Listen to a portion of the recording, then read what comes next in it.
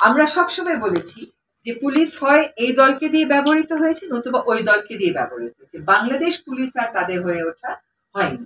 পুলিশের মধ্যেও কিন্তু পরিবর্তনের একটা বিশাল তারা আছে, কারণ তারাও বুঝতে পারছে যে জনগণের কাছে তাদেরকে গ্রহণযোগ্য হিসাবে উপস্থাপন করতে তাদেরকে অনেক কাজ করতে হবে। আপনি 1861 সালের ব্রিটিশ আমলের পুলিশ আইন দিয়ে স্বাধীন বাংলাদেশে পুলিশ চালাচ্ছেন।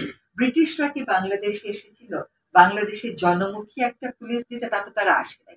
ফলে সবগুলি আলোচনা হয়েছে। পুলিশ কমিশন যখন হবে, যখন জাতিসংঘের আমরা রিফর্মটা প্রস্তাবগুলো পাবো, তখন সকলকে নিয়ে আলোচনা করে আপনারাও তার পার্ট হবেন। আপনাদেরও তো পুলিশের কাছে প্রত্যাশা আছে, আপনারাও পুলিশি হয়রানির শিকার হয়েছে, কিন্তু আপনারা চান যে পুলিশের কাছে যেতে। আপনাকে আমাকে কিন্তু পুলিশের কাছে যেতে হয়। একটা কাগজ হারিয়ে গেলে বাসায় গিয়ে জিডি করতে হয়, মামলা মোকদ্দমার কথা বাদ দিলাম। ফলে সকলে মিলে পুলিশ কমিশনের মাধ্যমে কেমন করে একটা জনমুখী পুলিশ, বাংলাদেশ পুলিশ আমরা গড়ে তুলতে পারি, সেটাই হোক আমাদের ইচ্ছা। আর এখানে আমরা এবং আপনারা বলে কিছু না।